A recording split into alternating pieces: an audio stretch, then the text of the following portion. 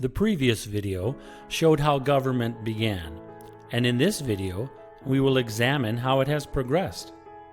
By hiring local individuals to take care of issues pertaining to life, liberty, and property, our ancestors continued to build wealth and formulated a system of progress that created a prosperous and free country.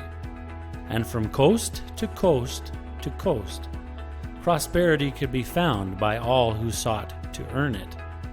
And when certain threats arose that were beyond the ability of the hired help to fulfill the mandate to protect, such as World War I and World War II, the people came forth to ensure the continued standard of protection for life, liberty, and property, and even gave their lives to maintain it on this land for themselves, their loved ones, and for all who would follow in the future.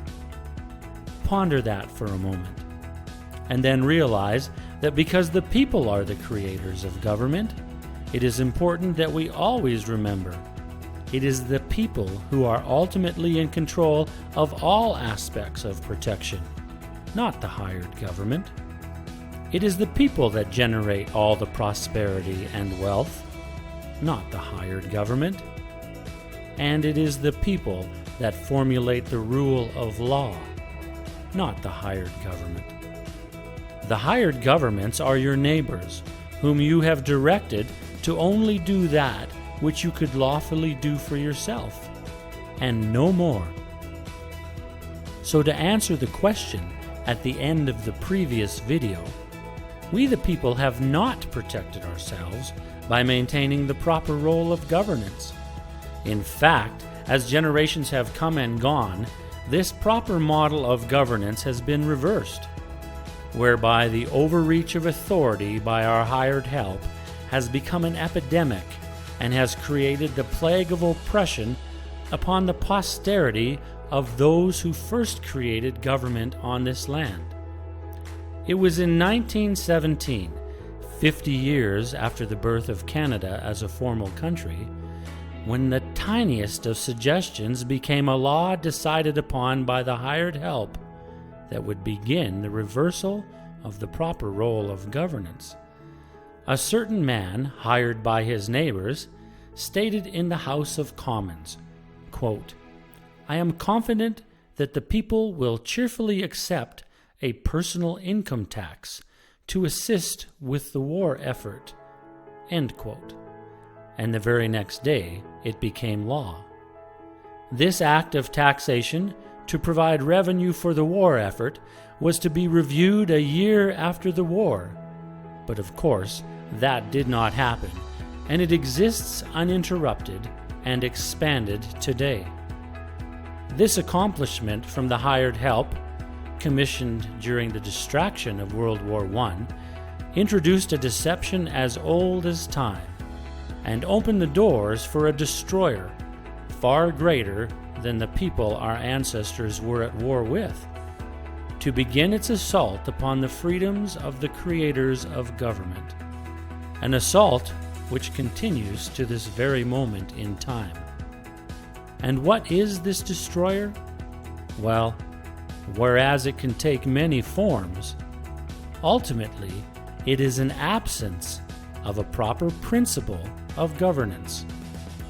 And the principle absent is the recognition of the people as the creator and administrator of government.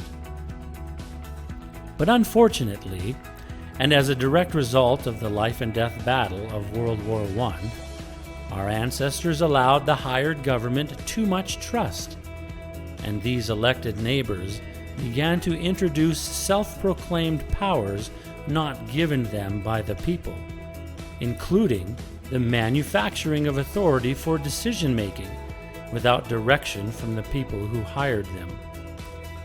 And so the government began to take into the public treasury our ancestors' wealth through a forced taxation regardless of representation.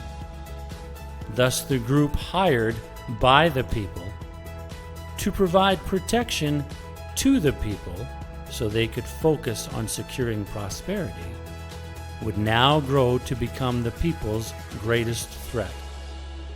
Because once a government is allowed to change its mandate from the proper protective role they were hired to do into the incorrect aggressive role that allows for taking and redistributing wealth, the lever of power becomes exceptionally great in their favor, and the people become prey to be burdened with continually increased taxation. But this is not new. Again, in 1850, Frédéric Bastiat described this destroyer as legalized plunder when he wrote, quote, "When a portion of wealth is transferred from the person who owns it, without his consent and without compensation, and whether by force or by fraud, to anyone who does not own it, then I say that property is violated and an act of plunder is committed." End quote. And how is this plunder to be identified?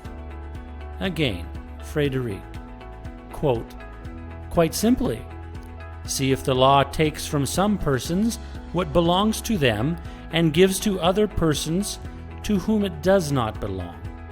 See if the law benefits one citizen at the expense of another by doing what the citizen himself cannot do without committing a crime." End quote. This simple act of introducing a legalized plunder by taxation in 1917 has, in this generation, become the greatest expense for any Canadian citizen, and for many reasons represents the greatest threat to our modern freedoms. And paralleling past times of war, it is time for the people to come together and protect themselves from a common enemy by reintroducing the proper principle of governance that places the voice and choice of the people as the authoritative director of hired government. And in the next video, I will begin to discuss why this is necessary and how we can begin.